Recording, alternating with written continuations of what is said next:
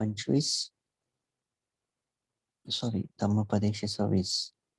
Yes. आवाज येत आहे ना? आवाज येत आहे? ओके.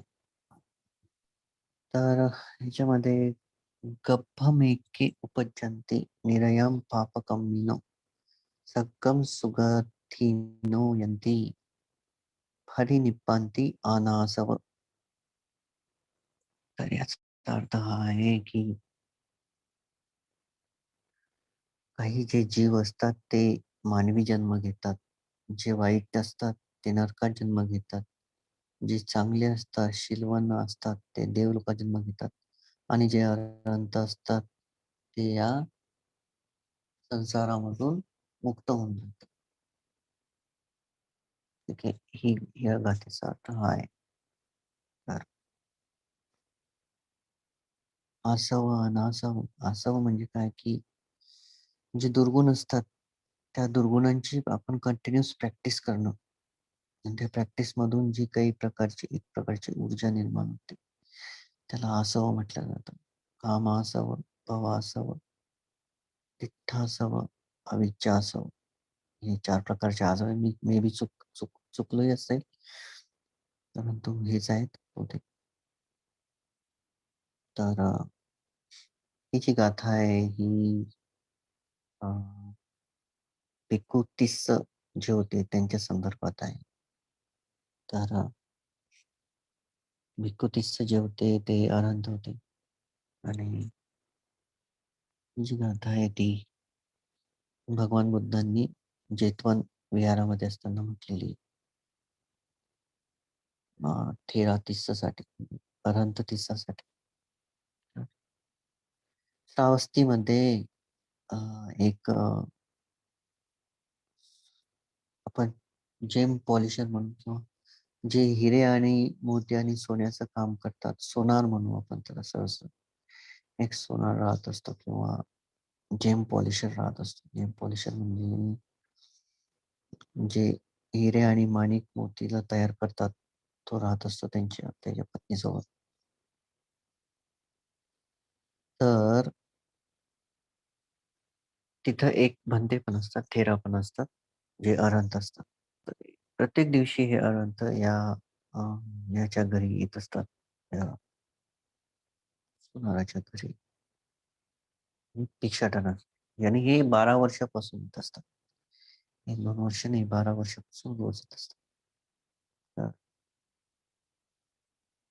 तर हे दोघंही जे असतात ते खूप चांगले असतात. असं नाही की ते वाईट होत नाही. तर 12 वर्षापासून ते त्या भिक्खूची आई-वडिलांसारखी सेवा करतात. म्हणजे जे आई-वडील एखाद्या मुलाला ठेवतात, तसं ते त्या भिक्खूची सेवा करतात आणि भोजनदान रोज देतात. तर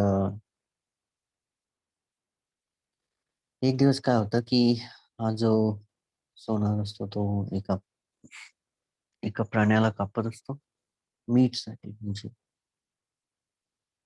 मीट म्हणजे समजा की नॉन-व्हेज खाण्यासाठी. तर तर ते कापत असताना त्याचे जे हात असतात ते पूर्ण रक्ताळलेले असतात आणि त्याच्या हाताला पूर्ण रक्त लागून जातं आणि त्याच वेळेस राजा पसेनदी जो असतो, तर तो एका नौकराला पाठवून एक मोती त्याच्याजवळ पाठवतो. मोती नाही म्हणता येईल. माणिक, माणिक, माणिक पाठवतो. खूप मोठा असतो. तर मेसेज भेटतो त्याला की याला कट करून व्यवस्थितरित्या एक कशात तरी उपयोगात येईल असं बनवलेलं लावा. तर तो रक्ताळलेल्या हातानं त्या माणिकला पकडतो. ते जे रक्त असतं पूर्ण त्याला लागून जातं आणि तो जो माणिक असतो तो तिथंच ठेवून देतो रक्ताळलेला. का ठेवतो? कारण की तिथं भंते आलेले असतात भोजनदानासाठी. तर ते भोजनदानाची तयारी करण्यासाठी तो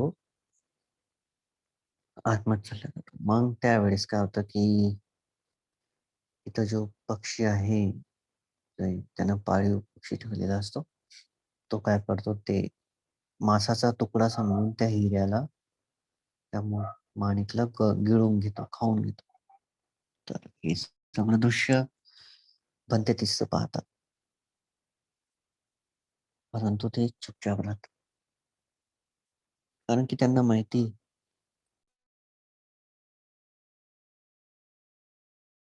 त्यांना त्यांना माहिती असतं की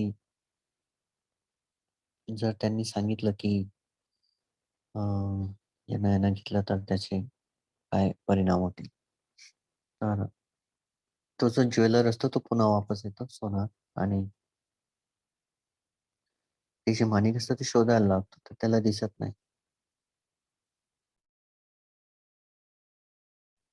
त्याला दिसत नाही. देन तो थोडा चिडायला लागतो. मग थेरापिस्ट जे असतात, ते तिथंच उभे असतात. त्यानंतर तो काय करतो की वाईफकडे जातो आणि विचारतो की तो जो माणिक होता तो कुठे ठेवलाय? तर वाईफ म्हणते की तिथंच असणार. तर मग म्हणतो की मी बनतेला विचारतो. ते म्हणते, "नाही, नाही, त्यांना विचारू नका. हे विचारणं सुद्धा चुकीचं आहे. कारण की ते आपल्याकडे 12 वर्षापासून येत आहे आणि आतापर्यंत त्यांनी कधीही कोणताही दुर्गुण किंवा वाईट वागणूक किंवा चुकीची वागणूक दाखवलेली नाही. ते दोषविरहित आहेत. त्यांच्यामध्ये दोष नाही. त्यांना बिलकुल विचारू नका." तर तरी तो काय करतो, जातो आणि विचारतो. विचारल्यानंतर थेरापिस्ट म्हणतात की मी घेतलेला नाही, आणि शांत होऊन जातात. परंतु त्यांना माहिती असतं की काय घडलेलं आहे. परंतु ते त्या प्राण्याला प्रोटेक्ट करत असतात. त्यांना घे असतो. तर मग हा खूप चिडतो, पुन्हा वाईफ जवळ जातो. वाईफ म्हणजे पत्नीजवळ जाऊन विचारतो की मी आता यांना पकडून मारणार. मग वाईफ पुन्हा रोखण्याचा प्रयत्न करते. नाही, नाही, असं नाही, नाही, ते नाही. आपण एक काम करूया, आपण राजाकडे जाऊया आणि सांगूया की हा रोला, आणि वाटलं तर आम्ही तुमचे संपूर्ण जीवन नोकर बनून राहू. असं आपण राजाला सांगू, असं ती म्हणते. बट तो म्हणतो की इव्हन आपण आयुष्यभरही राजाचे नोकर म्हणून राहिलो तरी त्या माणिकची, त्या मोत्याची, त्या हिऱ्याची बरोबरी होणार नाही. राजा आपल्याला डायरेक्ट फाशीची शिक्षाच देणार, मृत्यूची शिक्षाच देणार. तर तो ऐकत नाही, पुन्हा चिडतो खूप. त्यानंतर म्हणतो की मी आता या भिक्खूला मारणार. मग तो थेरापिस्टच्या जवळ जातो, एक दोरी घेतो आणि थेरापिस्टच्या गळ्यामध्ये दोऱ्यात बांधतो, आणि जमिनीवर थेरापिस्ट पडतात. तिथं ते मारायला लागतो खूप जोरजोरात एका काडीने. त्यानंतर थेरापिस्ट जे असतात त्यांच्या डोक्यातून आणि कानातून इकडून-तिकडून रक्त व्हायला लागतं. रक्त व्हायला लागल्यानंतर तो जो पक्षी असतो, तो पक्षी पुन्हा तिथं येतो आणि ते रक्त प्यायला लागतो. हे सगळं दृश्य पाहतो ज्यावेळेस तो ज्वेलर, तर तो ज्वेलर अजून चिडून जातो. जी काडी हातात असते ती त्या पक्ष्याला मारून देतो. त्या काडीच्या वाराने तो पक्षी तिथंच मरतो. मग तेरा-तीस तिथं उभ्या असलेल्या एका नौकराला विचारतात, की "पक्षी मेला का?" तर तो असतो नौकर, तो म्हणतो, "तो तो मेला, परंतु आता तुझी वेळ येईल. आता तुझी बारी आली. तू मरणार." असं ऐकल्याबरोबर बंदितीस लगेच त्यांना म्हणतात, की "मी नाही घेतलाय, परंतु त्या प्राण्यानं गिळलाय, प्राण्यानं खाल्लाय." तर लगेच ते जे ज्वेलर असतो तो त्या प्राण्याला पकडतो. मेलेल्या प्राण्याला जवळ घेतो आणि त्याचं पोट कापतो, तर त्याला दिसतं की जो माणिक होता याच्या पोटामध्ये, हे पाहिल्याबरोबर त्याला खूप भीती वाटायला लागते. आता काय होणार? मग तो गुडघ्यावर बसतो, माफी मागायला लागतो, परंतु वेळ तर होऊन गेलेली असते. तर त्यांना म्हणतात की तुम्ही जाऊ नका. तर तुम्ही प्लीज जाऊ नका, आणि आमचं जे घर आहे ते सोडू नका ह्याच्यासाठी. तर ते राधेश्याम म्हणतात, की "हे सगळं का घडलं? कारण की मी तुमच्या घराच्या आतमध्ये एंटर केलं. तुमच्या घराच्या आतमध्ये आलो. तर भिक्खूंचे जे नियम असतात, तर भिक्खूंच्या नियमामध्ये ज्यावेळेस पिंडपात करण्यासाठी येतात, असं आहे, अलाउड आहे, की तुम्ही घरामध्ये जाऊ शकता. परंतु मोस्टली भिक्खू हे घराच्या बाहेरच असतात. घराच्या एंटर करत नाही. तर अशा काही स्टोरीज घडल्यामुळं कुठं-कुठं पण भगवान बुद्धांनी हे जे विनय असतात ते खूप कठोर करून टाकले. घरामध्ये पिंडपातच्या वेळेस एंटर करायचं नाही. कारण की अशा घटना घडतात मग. आरोप लागल्यानंतर. ते घराच्या 5 ते 10 फूट दूर आणि फक्त एक बेल वाजवल्या जायची. पणत्या आले म्हणून आणि जर तुम्हाला द्यायचं असलं तर तुम्ही भोजनदान द्यायचं, नाही तर नाही द्यायचं या टाईप होतं. तर 13 थिस्स म्हणतात, हे सगळं घडलं का? कारण की मी तुमच्या घरामध्ये आलो. तर ते म्हणतात, की "प्लीज मला माफ करा." तर बंते म्हणतात, की "माझ्या शिष्या हा तुझा पण फॉल्ट नाही, माझा पण नाही. हे का घडलं? कारण की आपण असं मागच्या जन्मांमध्ये केलेलं आहे आणि हा सगळा फॉल्ट संसाराचा आहे. जे विश्व आपल्या मनामध्ये तयार झालेलं आहे, हे सगळं त्याचा फॉल्ट आहे. हा सगळा फॉल्ट कर्माचा आहे आणि माझ्या मनामध्ये तुझ्याविषयी कोणताही राग, द्वेष नाहीये." असं ते बंते म्हणतात. नंतर लगेच बंते जे असतात, त्यांना एवढी सगळी इंज्युरी झाली असल्यामुळे ते मरून जातात. त्यांची डेथ होऊन जाते.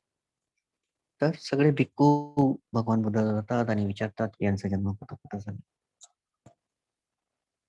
तर जो पक्षी असतो, तो पुन्हा त्याच घरामध्ये त्या ज्वेलरच्या पत्नीच्या गर्भाशयामध्ये मानवाचा जन्म घेतो. त्यानंतर जो ज्वेलर असतो, तो अनंत भिक्खूंना टॉर्चर केल्यामुळं सरळ हेलमध्येच जातो. त्याच्यानंतर जो जी पत्नी असते, जी मनानं खूप चांगली असते आणि अनंतला वाचवण्याचा प्रयत्न करत असते. 2-3 वेळेस ती वाचवण्याचा प्रयत्न करते. त्या कर्मामुळे ती डायरेक्ट स्वर्गात जाते आणि साहजिक आहे बनते अनंत असतात, तर ते तर कुठंच जाणार नाही. ते फिनिश होतात परीने म्हणजे त्यांचं निब्बाण होऊन जातं. तर ही स्टोरी आहे. म्हणून याच्यावरून आपण समजून घ्यायचं, की आपण जे वाईट करतो, त्याचं रूपांतर शुअर दुःखामध्ये होणार आहे. परंतु दुःखाचं रूपांतर कधीच दुःखामध्ये होत नाही. दुःखाचं रूपांतर कधी-कधी शांततेत आणि सुखात पण होऊन जातं. हे तुम्ही याच्यावरून कळू शकता, की जो पक्षी होता त्याला मारल्यानंतर त्याचा जन्म कुठं होतो, याच्यावरून समजून जातं, की मानवाचा जन्म होणं हे खूप सुखद नाही, परंतु पुण्याचं बळ आहे मानवाचा जन्म होणं. ज्याचे पुण्य जास्त असतं, त्यांचाच मनुष्यामध्ये जन्म होतो. तर ही छोटीशी धम्म स्टोरी होती. आय होप की तुम्हाला सगळ्यांना समजली असेल. फक्त ऐकणं महत्त्वाचं नाहीये. नुसतं नुसतं कानाला चांगलं वाटतं म्हणून ऐकत बसायचं ते नाही. प्रत्येक धम्मपद काही ना काही शिकवत जातं. त्या प्रत्येक धम्मपदमधून शिकून आपण समोर आपल्या प्रॅक्टिसमध्ये कंटिन्यू राहायचं आहे. तर इम्पोर्टंट हेच आहे, की हे फक्त तुमच्या एन्करेजमेंटसाठी जे रोज थोडं 1-2 दिवसात, 1-2 दिवसात जे धम्मपद होते, हे तुमच्या एन्करेजमेंटसाठी आहे. कारण की धम्म ऐकल्यानंतर ध्यानासाठी खूप बळ भेटून जातं. तुमचं जे ध्यान असतं, ते कंटिन्युअसली व्यवस्थित होत जातं. कारण की धम्म आणि ध्यान हे थिअरी आणि प्रॅक्टिस सारखं चालत असतं. जसं विज्ञानामध्ये असतं. आपण एकीकडे प्रॅक्टिस करतो त्याच्यानंतर एकीकडे थिअरी करतो त्यानंतर आपण त्याच्यावर प्रॅक्टिकल करतो. त्या टाइप आहे. तर जितका धम्म आपण ऐकणार तेवढं आपल्याला ध्यानामध्ये बळ आणि अ, ऊर्जा प्राप्त होणार. ठीक आहे. तर इथंच ही कथा संपते.